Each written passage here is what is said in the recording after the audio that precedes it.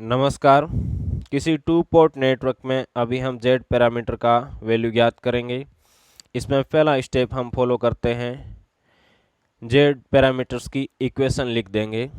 उसके बाद मैं यदि अपने सर्किट में I2 को जीरो करता हूँ फर्स्ट इक्वेशन में या सेकंड इक्वेशन में, तो मेरे पास यहाँ से फर्स्ट से Z11 V1 अपॉन I1 प्राप्त होता है, Z21 V2 अपॉन I1 प्राप्त होता है। जब I1 को मैं जीरो करता हूँ तो फर्स्ट से मेरे पास Z12 V1 अपॉन I2 प्राप्त होता है, Z22 V2 अपॉन I2 प्राप्त होता है। ओके, Z11 को हम इनपुट इम्पीडेंस कहते हैं, Z12 को reverse impedance transfer, Z21 forward impedance transfer, Z22 अपना आउटपुट इम्पीडेंस होता ही है। ओके,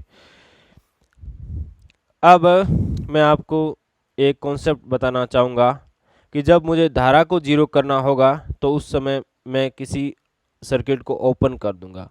इसके विपरीत जब मुझे विभवांतर को जीरो करना है तो मैं किसी सर्किट को शॉर्ट सर्किट करूंगा। तो यहाँ पर जैसे हमने पहले I2 को जीरो किया है, तो इसका मतलब क्या होगा, मैं यहाँ पर ये माना कि मेरा 2 टर्मिनल है, ये 1 टर्मिनल है, तो इसको मैं ओपन कर दूंगा और इसको मैं लगा ही रहने दूंगा। तो देखिए हमने क्या किया, इसको ओपन कर दिया, इसको लगा रहने दिया। अब मुझे स्टडी करना है Z11 के लिए और Z21 के लिए। अब Z21 क्या है कि जब मेरी I1 धारा प्रवाहित हो रही है तो उस समय किसी V2 विभवांतर के कारण मेरा कितना रेजिस्टेंस काम कर रहा है या कितना रेजिस्टेंस है उस समय। ओके, या जैसे हम इसको क्या कह रहे हैं, फॉरवर्ड इम्पीडेंस कितना ट्रांसफर हो रहा है। ओके, तो पहले हम जैसे Z11 को ले तो Z11 का मतलब क्या है, V1 अपॉन I1, और हम ओम नियम से जानते हैं कि V1 अपॉन I1 किसके तुल्य होता है, रेजिस्टेंस के तुल्य हो रहा है। यानी I1 धारा प्रवाह के समय मेरा सर्किट में टोटल रेजिस्टेंस कितना काम कर रहा है, ओवरऑल रेजिस्टेंस कितना है 1 टर्मिनल के मध्य, तो वो कितना है 1 + 6 पैरेलल टू 4 + 2 यानी 4 ओम है। ओके, अब यहाँ पर 2 ओम रेजिस्टेंस के एक्रॉस यदि हम देखें तो वो वोल्टेज ड्रॉप कितना हो रहा है, वो V2 हो रहा है।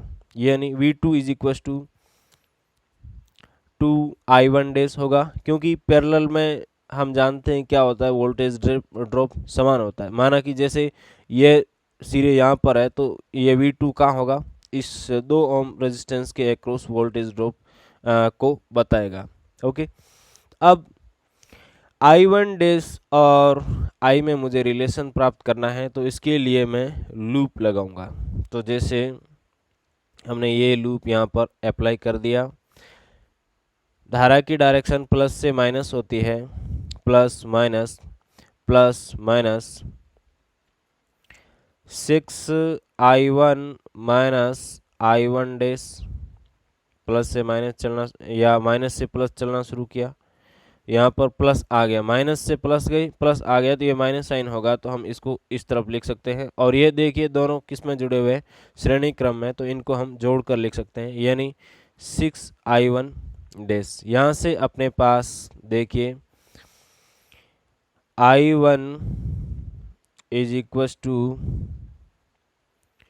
I1 डैश, यानी I1 डैश = I1 अपॉन 2। इस वैल्यू को यदि यहाँ पर मैं पुट कर दूं तो मेरे पास V2 = I1 आ जाता है, यानी V2 अपॉन I1 = 1 ओम, जो कि Z21 को शो कर रहा है। देखिए V2 अपॉन I1 किसका अनुपात है, Z21 का अनुपात है, तो जिसकी वैल्यू हमें यहाँ से 1 ओम प्राप्त हो गई।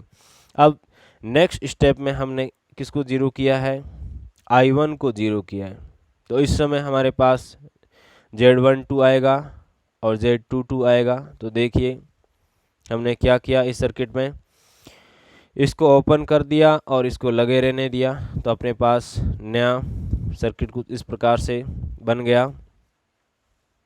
यहाँ से जैसे हम किसको ज्ञात करना चाहें Z22 को, तो Z22 का मतलब क्या है V2 अपॉन I2, यानी जिस समय केवल मेरी I2 धारा प्रवाहित हो रही है उस समय इस सर्किट में टोटल रेजिस्टेंस कितना है। अब देखिए यहाँ पर कुछ बातें आप ध्यान रखें। हमने यहाँ पर इसको ओपन कर रखा है, इसका मतलब क्या हुआ कि हमने 1 ओम रेजिस्टेंस को भी रिमूव कर रखा है। केवल कौन से रेजिस्टेंस काम करेंगे, 2 ओम, 4 ओम और 6 ओम। तो इस समय टोटल रेजिस्टेंस कितना होगा, 2 पैरेलल टू 6 प्लस 4। देखिए ये दोनों श्रेणी क्रम में हैं तो ऐड हो जाएंगे और ये इसके साथ पैरेलल में है, तो यहाँ से मेरे पास आएगा 5/3 यानी 1.667 ओम, जो कि किसकी वैल्यू है, Z22 की वैल्यू है। अब मुझे क्या करना है, जब केवल I2 धारा प्रवाहित हो रही है तो उस समय V1 विभवांतर के कारण उस समय V1 और V1 और I2 का अनुपात कितना है। V1 जैसे इसको हमने रिमूव कर रखा है तो कितना होगा, 6 ओम के एक्रॉस वोल्टेज ड्रॉप के बराबर होगा। इस तरफ I2 डैश गई, यहाँ I2 माइनस I2 डैश, और ये दोनों श्रेणी क्रम में है तो समान धारा बहेगी।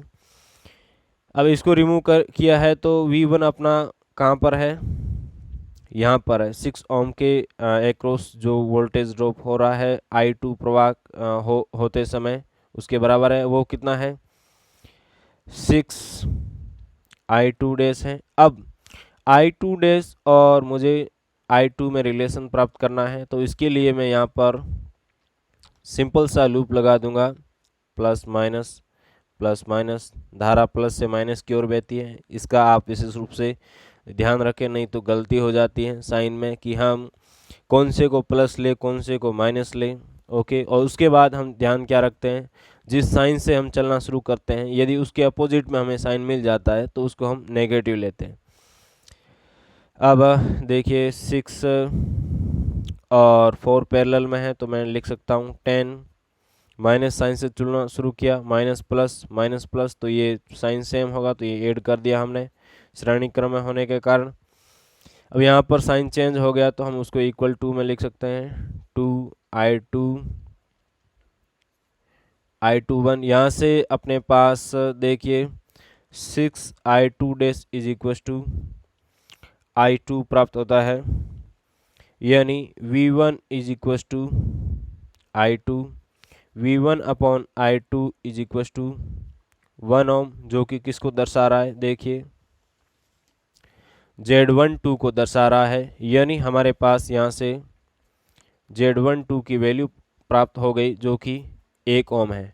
देखिए हमने कितना इजीली है जो अपने नेटवर्क के जेड पैरामीटर ज्ञात कर लिए। मैं आशा करता हूं कि यह वीडियो जरूर आपको पसंद आया है, आपने इसको देखा उसके लिए धन्यवाद, आभार।